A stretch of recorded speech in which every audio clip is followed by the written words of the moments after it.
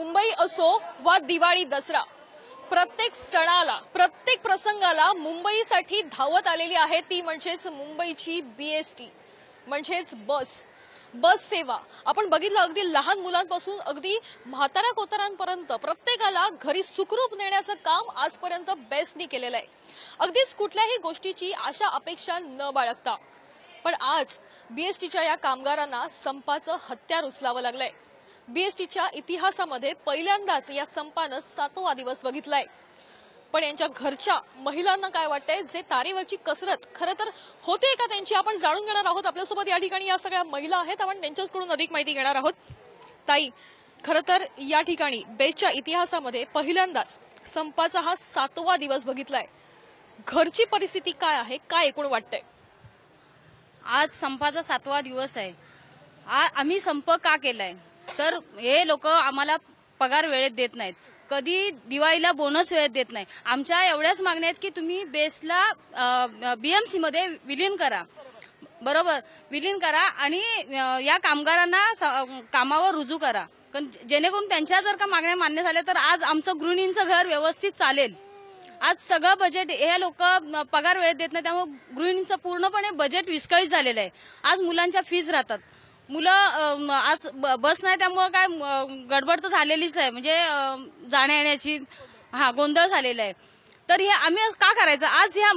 आज कोर्टाने निर्णय फेटाळलेला आहे। आमच्या जर का मान्य होत नसतील तर आम्ही मंत्रालयावर मोर्चा काढायला तयार आहोत, सगळ्या महिला। पण एक महिला म्हणून जेव्हा आर्थिक गणित एक महिना तुम्हाला चालवायचं असतं तेव्हा परिस्थिती काय असते? कारण आता पगार आलेत का?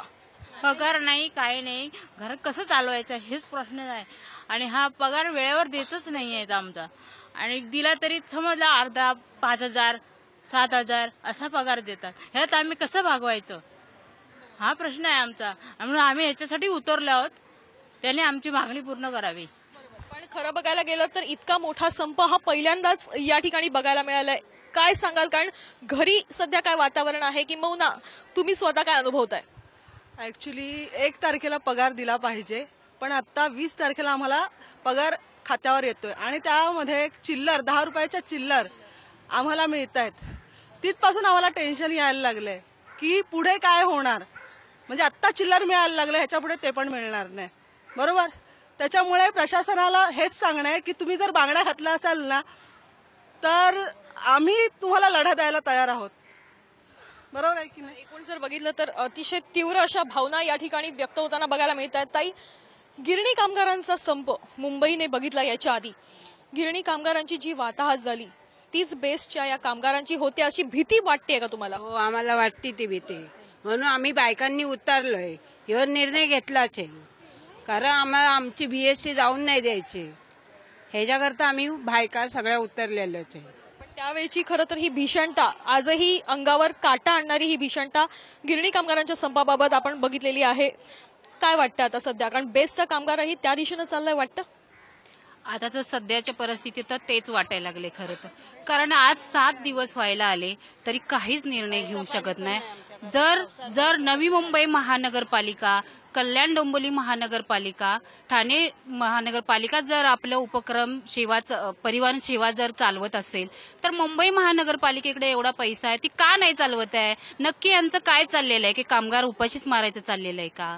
हे काय करतायत काय नक्की म्हणायचं? आज एवढ्या दिवस आता कोर्टाने निर्णय दिला, कामगारांना फटकारलं, सगळे बोलतात की मुंबईकरांच वेठीस धरतात। हा कामगार मुंबईत इतक्या वर्ष काम करतो, हा मुंबईचा नाहीये का? आज त्यांच्या मुलांना एवढा शिक्षणात अडथळा येतो या मुंबईमध्ये राहून, ते मुंबईकर नाही आहेत का? त्यांना सुद्धा आज प्रवास करावा लागतो, चालत जात आहेत। आम्ही स्वतःची मुलं आम्हाला प्रश्न विचारतात, क्लासमधून फी तटतायत, स्कूलमधल्या आमच्या मुलांच्या फी तटतात, हे मुंबईकर नाही आहेत का? हे त्यांना दिसत नाही का? तुम्हाला काय वाटतं ताई? कारण गिरणी कामगारांचा संप आणि ती भीषणता मुंबईकरांनी याच्या आधी देखील अनुभवलेली आहे, मात्र संपाबाबत आता तसंच काहीसं वातावरण वाटतंय का? हो, वाटतंय तसं, आणि त्याच्याबद्दल बेस्ट प्रशासन उदासीन आहे, कामगार भरडला जातोय ह्याच्यामध्ये। आणि आमचं म्हणणं एवढंच आहे की डॉक्टर बाबासाहेब आंबेडकरांनी जे घटनेत कामगारांसाठी अधिकार दिलेले आहेत त्या अधिकारासाठी आम्ही लढत आहोत, ते अधिकार मिळाले पाहिजेत। आता यांनी सध्या आमचा एरियस बंद केलेला आहे, बोनस जे वर्षभर कामगार मरतात त्याचं सानुग्रह अनुदान म्हणून बोनस स्वरूपात जे मिळतं तो बोनस यांनी बंद केला. बोनसवर कितीतरी आमच्या महिलांच्या वर्षभराच्या अपेक्षा असतात की बोनस मिळाल्यानंतर आम्ही काय करू काय नाही, तो सुद्धा ह्यांनी आता बंद केलेला आहे. मग आम्ही कामगारांच्या महिलांनी आम्ही करायचं काय, हा प्रश्न आमच्या पुढे उभा राहतो ना निश्चितच. एकीकडे जे आहे ते पगार वेळेवर नाहीत, पगार जे आहे ते चिल्लर स्वरूपामध्ये मिळतात, तर दुसरीकडे बोनसही बंद केलाय. त्याच्यामुळे एक भीषणता जी आहे ती सध्या या सगळ्या महिलांच्या चेहऱ्यावर दिसून येते. तर ताई, कारण एकीकडे मतं मागण्यासाठी तुमच्याकडे लोक आलेली आहेत, बरोबर, मतं मराठी माणसासाठी द्या असं देखील सांगण्यात आलेलं आहे, पण आज तेच तुमच्यासाठी उभे आहेत असं तुम्हाला वाटतं का? नाही, आम्हाला सगळ्या मागण्या पूर्ण होऊ देत आमच्या सगळ्या, त्याच्यामुळे बास आम्हाला मागण्या मान्य होऊ देत. कारण की ज्या गोष्टीसाठी मतं मागितली जातात त्याच लोकांकडे या ठिकाणी दुर्लक्ष केलं जातं असं मतही व्यक्त करण्यात आलेलं आहे. ताई, तुम्ही देखील घर चालवता, घर कसं चालतं तुमचं? आम्ही पण काटकसर करूनच घर चालवतो. मुलांची फी वगैरे भरायची असेल तर काहीतरी दागिने वगैरे घाण ठेवूनच वेळेत कर्ज काढावं लागतं आणि मग फी भरावी लागते. हो हो. तुम्ही आता ज्या खुर्च्या घेऊन बसलायत, पद घेऊन बसलायत, तुमचं महिन्याचं इन्कम किती आहे हे तुम्ही ठरवायचं. तुमचं महिन्याचं इन्कम किती आहे, मग बेस्ट कामगारांचं इन्कम किती आहे महिन्याचं, आणि त्याच्यातून तुम्ही इतके लाख घेताय तर तुम्हाला भागत नाही का? तर तुम्ही कर्मचाऱ्यांचं खायला बघताय, अजून तुम्हाला तेवढ्याने भागत नाही. मग कर्मचाऱ्याने 17,000 16,000 घेऊन त्यांनी कसं भागवायचं आणि त्यांनी काय करायचं? मग त्यांच्या कुटुंबाने किंवा त्यांच्या बायका मुलांनी त्यांनी कधीच आपल्या स्वतःचा विचार करू नये का? एकूण जर आहे तर या ठिकाणी राजकारण एक वेगळं बघायला मिळतं. मात्र या राजकारण बाजूला जर गेलं तर या ठिकाणी कामगारांकडे मात्र कोणीच लक्ष देत नाही अशी खंत जी आहे ती या ठिकाणी व्यक्त करण्यात आली आहे. काय ताई, आमचा संप चालू आहे, या संपात आम्हाला प्रवाशांचे हाल करायचे नाहीत, पण प्रवाशांचे एक आभार मानावेसे वाटतात की त्यांनी या संपाला पाठिंबा दिलाय, सगळ्यांनी पाठिंबा दिलाय, आणि त्यांचे ज्यांनी पाठिंबा दिलाय ना त्यांचे आभार. पण ताई, सेना आणि भाजप या दोन्ही राजकीय मोठे पक्ष आहेत, दोघांची सत्ता खरं तर महाराष्ट्रामध्ये आहे. मुंबई महानगरपालिकेमध्ये देखील शिवसेनेची सत्ता आहे. त्यांनी सांगितलं महानगरपालिका श्रीमंत आहे, मग तुम्ही का विलीन करून घेत नाही महानगरपालिकेमध्ये? भाजपवाल्याने पण सांगितलं जर उद्धवजी नाही करत तर आम्ही काहीतरी करून दाखवणार. मग का भाजप हे घेत नाही, पुढारी का पण घेत नाही, का त्या उद्धववर सोडवतात? आज माझ्या मुलाला फक्त 5,000 पेमेंट हातामध्ये येतं, आम्ही कसं चालवणार? उद्या संक्रांतीचा सण, तुम्ही मराठी बाणा दाखवता ना, उद्या संक्रांतीचा सण आहे, मग आम्ही कसा करणार उद्या मराठी सण तो साजरा? हा, कसा करणार? 5,000 मध्ये अजून पगार आलेला नाही आमच्या खात्यावर, काय करणार आम्ही? 16 पासून लोक काही ग्रॅज्युएट म्हणजे रिटायर झालेले आहेत, आणि माझे मिस्टर आता 1 वर्ष झालं रिटायर झालेत, अजून ग्रॅज्युएटी त्यांना दिलेली नाहीये. आणि प्लस आमचे पैसे हे लोक वापरतात ग्रॅज्युएटीचे, आणि आम्हाला भाडं वाढवून आणि नोटीसवर नोटीस, रूम खाली करा, आमची ग्रॅज्युएटी द्या, आम्ही रूम कुठेही घेऊ, कुठेही, त्याचा विचार करत नाहीत. आमचे पैसे मात्र हे वापरतात 2-2, 3-3 वर्ष आम्हाला भाडं. आणि पहिलं जेव्हा नोकरीवर रुजू असतात कामगार त्यावेळेला भाडं 4,500-4,500 रुपये असतं, पण ज्या वेळेला रिटायर झालं की यांचं भाडं वाढत जातं. त्याबद्दल सुद्धा विचार करायला पाहिजे. आमचे पैसे वापरता, तुम्हाला त्याचं व्याज मिळत असेल ना, आम्हाला काय मिळणार आहे? मुंबई महानगरपालिकेमध्ये शिवसेनेची सत्ता आहे, महाराष्ट्रामध्ये भाजप आणि शिवसेना या दोघांची सत्ता आहे, तरी देखील हा प्रश्न अद्यापही कायम का आहे? खरं तर हा सवाल या ठिकाणी निर्माण करण्यात आलेला आहे. इतकंच नाही तर जे बेस्टचे कर्मचारी रिटायर झालेले आहेत त्यांना देखील ग्रॅज्युएटी मिळालेली नाहीये. ताई, तुम्ही काय सांगाल? कारण महत्वाचा प्रश्न त्या ठिकाणी त्यांनी विचारलेला आहे की जे रिटायर झालेले आहेत त्यांना देखील ग्रॅज्युएटी दिलेली नाहीये. पैसे नाही भेटलेले, नाहीच भेटले. ते लोक सकाळपासून तिथे लाईन लावतात, त्यांना पैसे भेटलेच नाही, ते लोक काय करणार? त्यांचा पण 15 सालापासून जे 16 सालापासून जे लोक रिटायर झाले आहेत त्यांना अजून या लोकांनी काय दिलं नाही. मग हे रिटायर होऊन इथून हे लोक नोटीस काढून इथले सगळे माणसं इथून वसाहतीमधून खाली करून जाणार कुठे? यांच्या बंगल्यावर येऊन राहणार का जाऊन? एकूण घर खाली करून जाणार कुठे? तर यांच्या बंगल्यावर येऊन राहायचं का असा देखील सवाल उपस्थित केलेला आहे. पण ताई, एकीकडे जे आहे ते कामगार सेना जी आहे ती आक्रमक झालेली बघायला मिळते, पण हे कामगार नेते बेस्टच्या या संपामध्ये स्वतःची तुंबडी भरून नेत आहेत असं वाटतंय का? ह्या संपामध्ये जे कामगार हक्कासाठी उतरले आहे की आम्हाला आमचं घर चालत नाही किंवा खूप आश्वासने झालंय, आम्हाला काहीच भेटत नाही, काहीतरी भेटावं, पण हा सगळं राजकारणचा खेळ चाललाय, जो तो आपला खिशे भरतोय. आमचं काय याच्यामध्ये विचार केला गेला नाहीये. आता आम्हाला असा प्रश्न सतावतोय की जे आम्ही भोगलं ते आमच्या पोरांनी भोगायचं काय? जे आम्ही एवढे दिवस भोगलाय ना ते आमच्या पोरांनी भोगाव काय, हा प्रश्न आम्हाला सतावतोय. राजकारणवाले आपल्या राजकारणामध्ये आपले खेळ खेळतात, पण आमचं तर कोणी विचारच करायला तयार नाही. आमचा विचार ताई, आणखीन एक महत्वाचा प्रश्न तुम्हाला विचारते. एकीकडे डेपो, जो मोठा डेपो होता तो एका बिल्डरला देण्यात आलेला आहे आणि त्याच्याकडून 320 कोटी रुपये महानगरपालिकेला येणं बाकी आहे. मात्र तरी देखील बेस्ट तोट्यात आहे असं सांगितलं जात आहे. हे सगळं खोटं आहे. आणि मेन म्हणजे आमच्या घरामध्ये एक अशी परिस्थिती आहे की एक वेळेस आता अन्न खाणं मुश्किल झालेलं आहे.